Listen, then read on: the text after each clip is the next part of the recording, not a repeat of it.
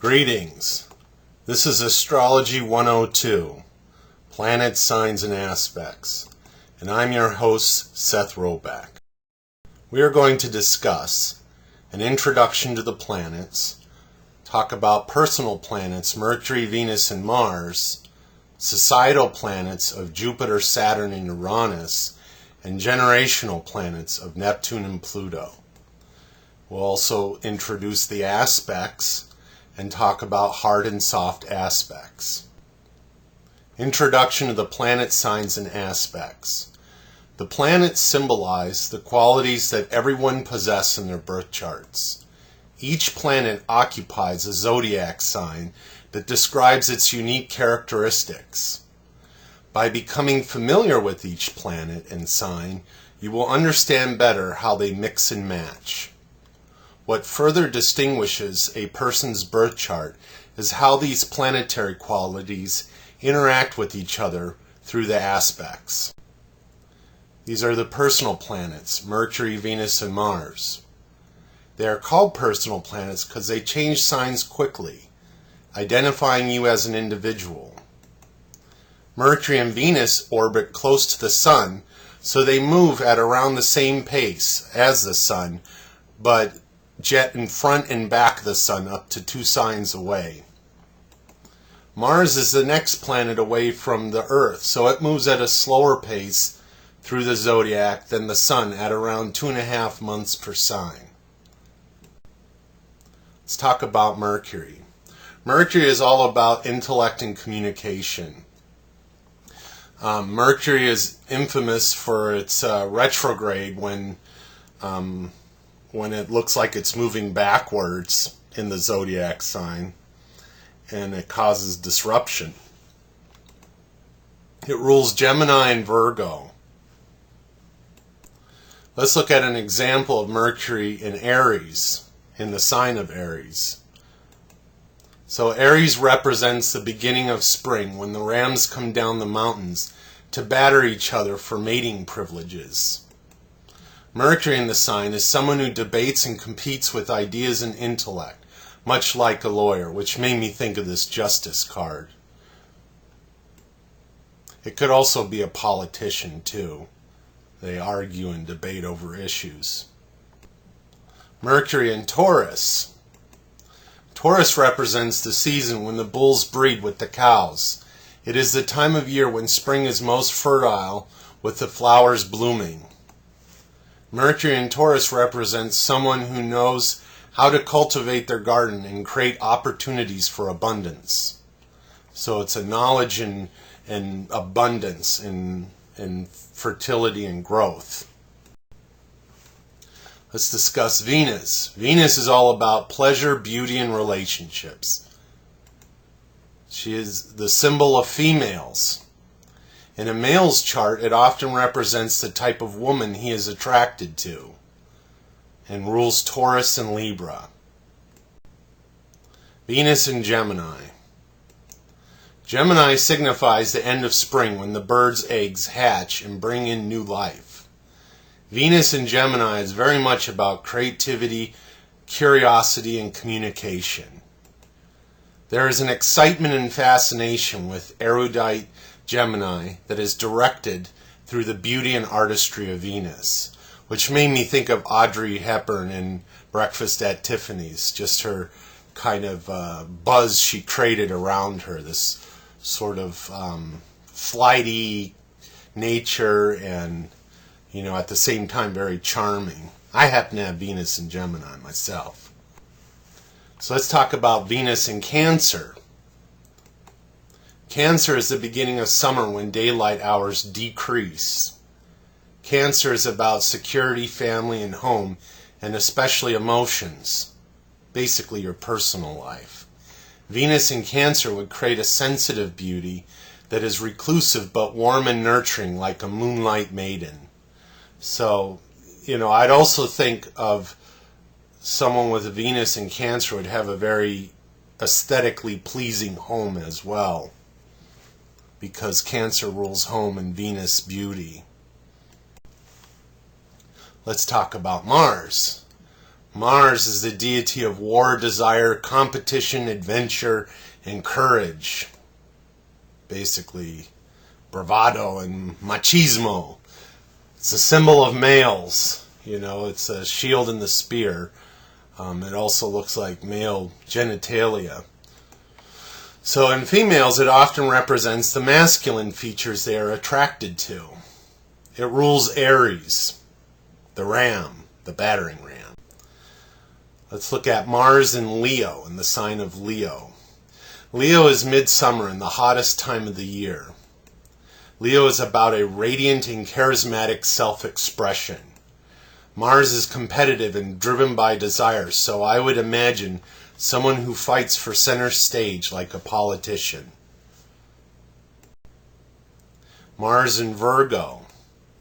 Virgo represents the harvest season, represented by the virgin maiden holding a shaft of wheat. She basically separates the wheat from the shaft. Mars in Virgo is a person who competes with their elegance and refinement. So this is also someone I could see who puts a lot of their energy into themselves, into becoming more healthy. Also, surgeons have this placement because Virgo rules health and Mars is a certain aggression associated with it. You can see how it would attract that would be the surgeon's kind of combination, in that you're doing an aggressive maneuver on someone, cutting them up, but healing them. So it's kind of turning around the destructive energy of Mars into a healing energy. So now let's look at the societal planets, Jupiter, Saturn, and Uranus. They're called societal planets because they change signs from 1 to 7 years. So they move a bit slower than the personal planets, but then there's Neptune and Pluto that move a lot slower than these planets. So to me, they represent the immediate environment that affects you. So the people around you, where you've been brought up, your ethnicity, that sort of thing. So Jupiter represents the cultural values of your environment, and Saturn the limitations of your environment. So Jupiter is all about growth, and Saturn is all about discipline and structure. Uranus represents freedom as a result of technical and social innovations. So that's any kind of new development, that like a new technology. You think how computers and the internet has changed our society and how that's affected us. So let's talk about Jupiter. Jupiter is philosophy and cultural ideals, growth and expansion, higher education and travel. So basically all the things that allow us to have a worldview and to expand our understanding of bigger issues in life. It rules Sagittarius, and Jupiter here is the leader of the pantheon of Roman deities. So let's look at Jupiter and Libra. Jupiter and Libra. Libra is the beginning of autumn when there are equal daylight and nighttime hours.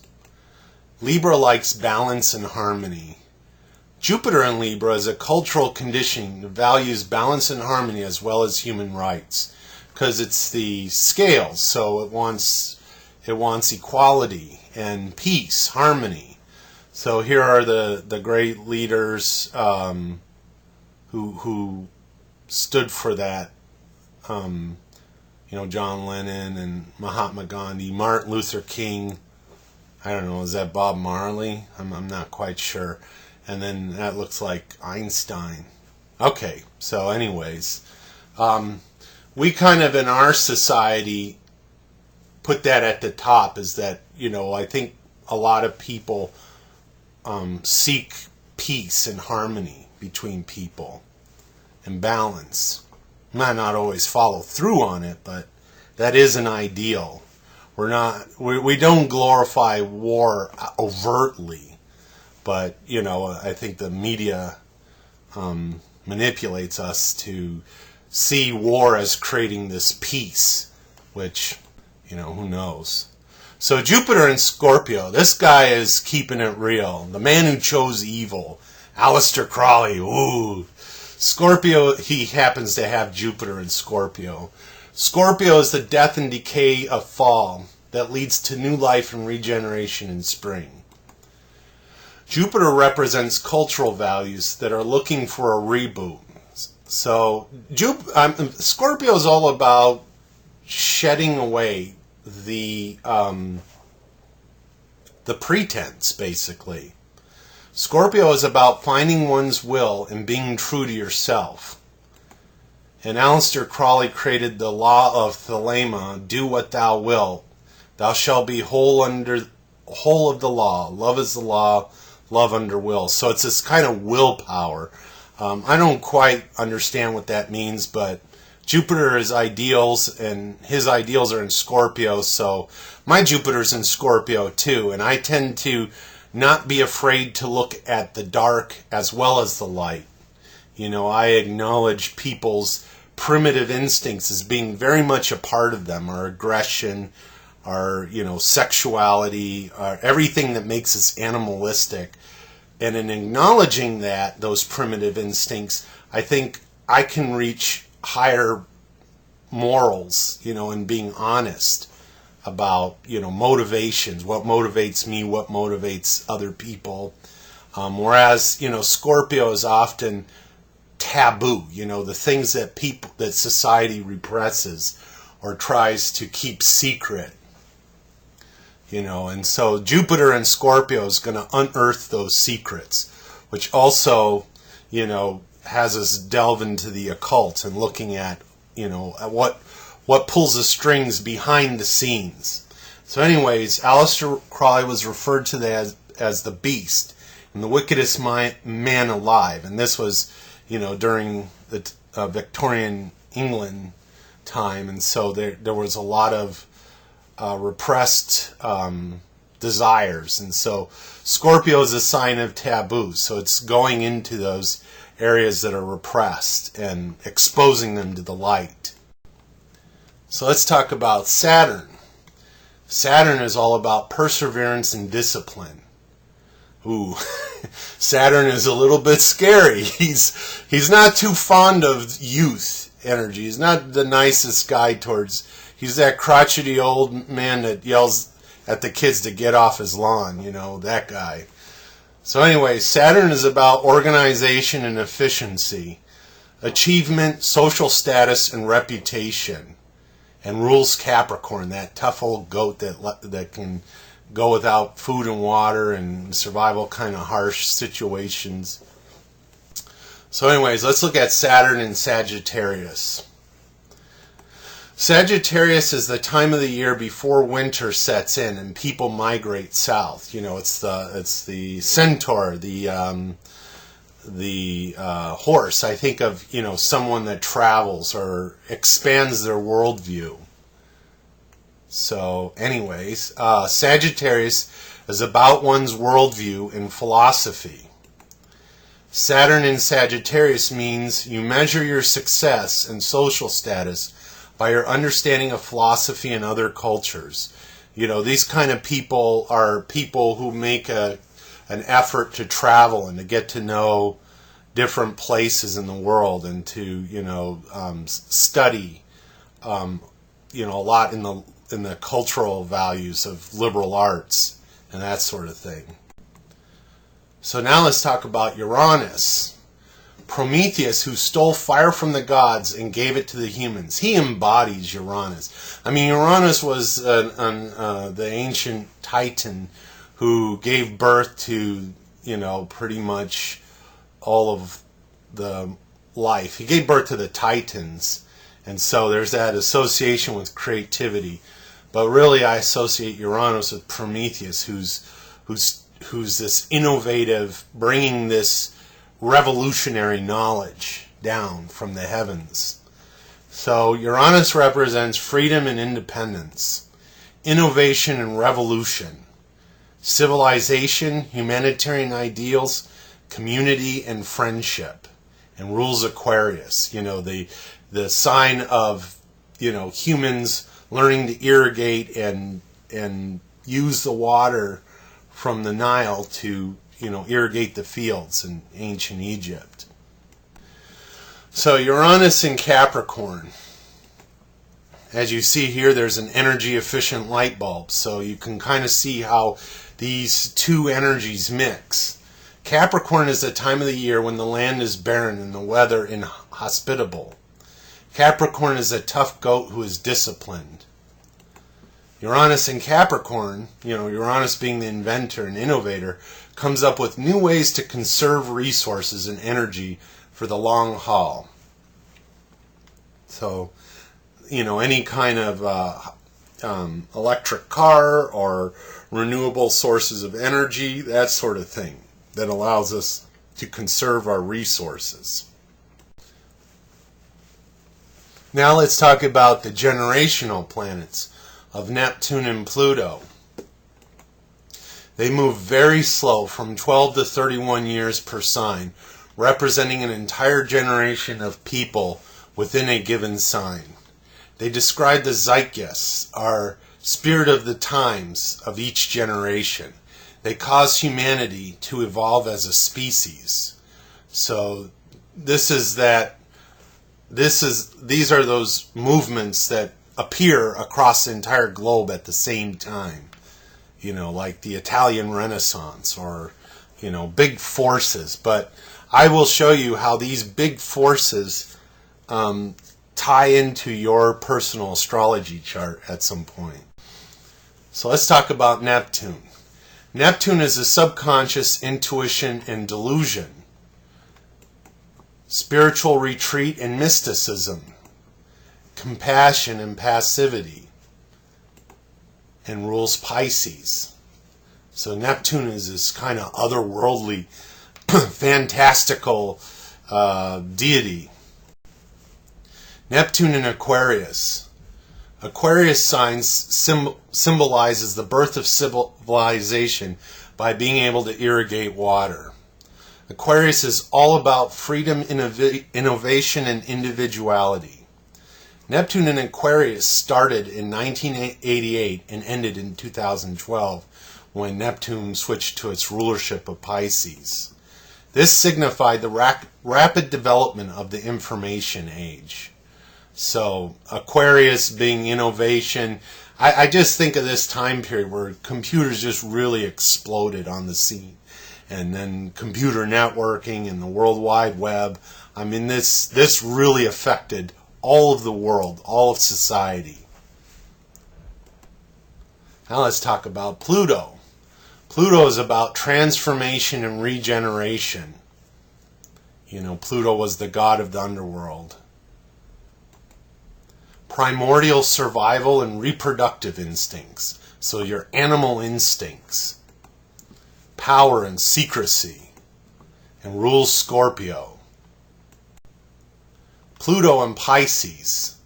Pluto was in Pisces during the Romantic era of 1797 to 1823, and will enter it again in 2044 to 2068. Because it moves so slow, it takes a while to go back to Pisces. This was a time when people idealized imagination and strong emotions. It was basically a reaction to the Age of Enlightenment, where the dominant values were reason and separation from emotion.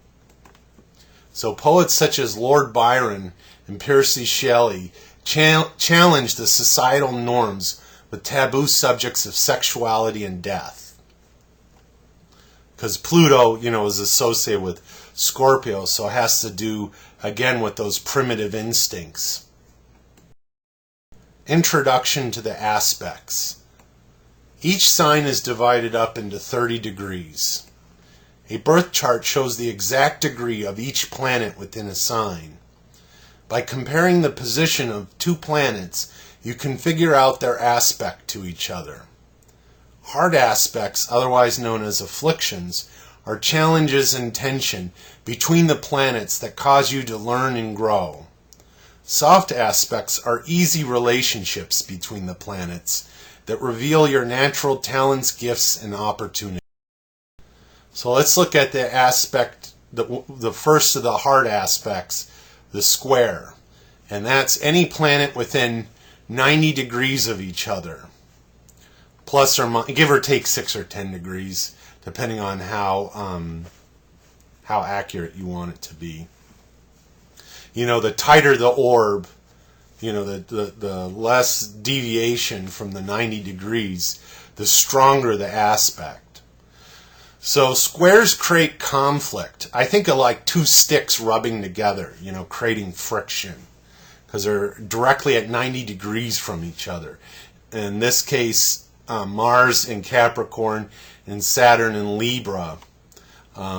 So these squares create conflict, signifying passion and hard work. So this really is your energy source. This is what gets you motivated. But it also presents you with a lot of challenges and difficulties to overcome. My squares. I've always struggled to be understood by people, so I'm a bit eccentric at times. And so that is sort of represented by Sun square Uranus, as you see here. My Sun's in Cancer and Uranus in Libra within a 2-degree orb. So that's a pretty strong square. So I've really struggled at this. So this is kind of what I feel like sometimes. Okay, so another powerful square in my chart is Venus square Pluto. I've encountered a few femme fatales in my time. One would almost call me a masochist. I think I'm over this phase in my life where I'm looking for, you know, that erotic connection that kind of pushes you over the edge, sort of thing. So Marlene Dietrich, she kind of plays those roles in her movies. She's always that kind of dangerous woman. And I've played with that fire for a little bit too much in my life. You know, at some point you learn the lesson of the square. Usually when you get past your Saturn return around age 28, you start to learn to balance the two energies. Another hard aspect is oppositions. These are planets sharing the opposite sign or on the cusp, plus or minus 6 to 10 degrees. So here we have Mars in 15 degrees Capricorn and Saturn in 13 degrees Cancer. So they're directly opposite to each other on the wheel. Planets pull at each other in opposite directions, pull and push, I would say, creating tension and growth. So another aspect I wanted to talk about is conjunctions, planets within 6 to 10 degrees of each other. So one is planets on the opposite side of the zodiac, and conjunctions is when they're right next to each other. You know, when you look up in the night sky and you see, you know, the moon and Mars together up right in the same spot in the sky. So let's take Mars here at 15 degrees and Saturn in 13 degrees. This would form a conjunction. Conjunctions fuse the characteristics of the two planets with each other. So this is merging the discipline of Saturn and Mars, aggression. So this person, and it's in Capricorn, so this person applies their energy into constructive ways.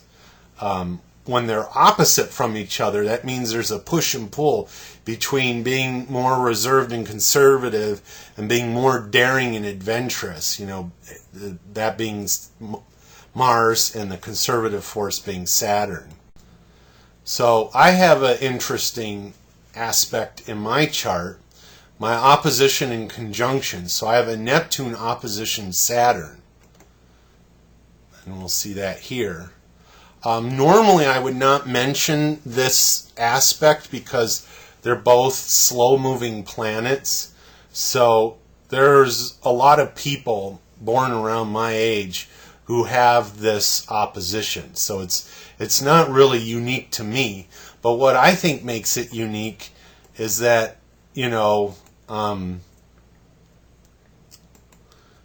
that they're conjunct my ascendant, my rising sign. And, the Neptune is. It's right above my rising sign. And my rising sign does define who I am. So when the Neptune and my ascendant are conjunct each other, it means that my personal identity becomes Neptunian. I identify with the larger generational force that's out there. I embody in my being. So that makes it significant. And on the other end of the spectrum, opposition is Saturn, which is conjunct the descendant, which I will, talk about those angles more in the next video. But so anyways, let's see how that affects things. So I attribute this opposition to my attention deficit disorder, which through my Neptune gives me extraordinary creative, imaginative, and intuitive abilities, but is difficult for me to concentrate on mundane tasks. Because Neptune is the dreamer, and Saturn is the organizer, the efficient-minded, get-the-job done type of energy. And so because Saturn is opposite of me in the ascendant, Saturn is on the descendant, it's a characteristic that I haven't owned in myself. So what I do is I attract or look for people who are more disciplined and organized than myself, because, I'm such a dreamer. Anyways, so this is kind of me as a dreamer, in outer space, and the kind of person I tend to attract is someone who's a little less idealistic. Migrant mother, well, not quite, but Saturn is a descendant, meaning I attract a partner who's more grounded in discipline. I don't know if she's grounded in discipline, but she definitely knows the harsh realities of life. This picture was taken in the Dust Bowl of the Great Depression. So let's talk about the soft aspects, the strongest being the trine. Planets within 120 degrees of each other, give or take 6 or 10 degrees, form a trine. In this case, I'm showing a trine between Mars and Saturn. Trines represent things that come easy for you. So this is stuff you don't really have to work at. And as a result, you may take for granted. Other people struggle so hard, and for you it comes easily. And the explanation a lot of astrologers give, if you believe in past lives, is that Saturn are the things that you developed in past lives. You worked very hard for, and now come easy. And now you have these gifts and talents that can help you, do your work in this life and fulfill your purpose. So let's look at aspects that are sextile. Those are planets within 60 degrees of each other. So here they're a little bit closer with a sign in between, Mars and Capricorn and Saturn and Pisces. So again, this is an easy aspect, but sextiles represent opportunities that are available. So I wanted to talk about my trine and sextile. Mercury, my Mercury here, as you see down on the chart, is trine Jupiter, and Mercury is sextile to Pluto. So Mercury is a soft aspect to Jupiter and Pluto, which shows that I have a talent in understanding occult knowledge. Jupiter represents growth in Scorpio, and Pluto represents secrecy. Mercury is intellect. So you put that all together, it shows my intellect kind of taps into, I have a way of articulating and understanding kind of the secret information, the things that are hard to put to words. Mercury in Cancer is not an easy placement for that, because Cancer is very emotional, and oftentimes my emotions can make it difficult for me to think clearly. But and I tend to be able to communicate and think better when I'm in a positive emotional state. So emotions become very powerful. But through this, I'm able to understand the occult, basically, which translates as secret knowledge. So let's talk about the last aspect here that's kind of just a funny aspect, which is called the Quincunx, otherwise known as the Inconjunct. Planets approximately 150 degrees of each other. So it's not directly opposite. It's the next sign either to the left or right. Saturn in Cancer would be opposite to Mars in Capricorn, but it's over a sign into Jupiter. So that makes it a quincunx. Quincunx creates surprising but unreliable connections. The results are always unpredictable. So I have a quincunx, Venus quincunx Jupiter. Right there, I have Jupiter in Scorpio and Venus in Gemini. So I've had a history of unusual liaisons. They have often been unexpected and short-lived. So, kind of thrown in situations of me kind of being this teacher and attracting the Venus energy that's something else, and it sort of creates this inconjunct at times. So it sort of is a surprising thing that happens. So final thoughts. Planets represent the different astrological qualities that everyone possesses. The signs are the individual characteristics of each planet. The aspects describe the relationship between the planets. Hard aspects such as squares and oppositions challenge you to grow. Soft aspects such as trines and sextiles reveal your natural strengths. Next, in Astrology 103, Angles and Houses, I will discuss how the planets apply to your day-to-day life. In astrology, the next one is Astrology 201, Karmic Astrology. I discuss the spiritual implications in astrology that reveal your life purpose.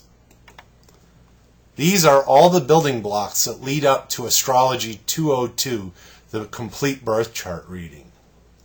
So, after those videos, you will have a firm grasp of all the ingredients that I do when I do a birth chart reading. Thank you very much.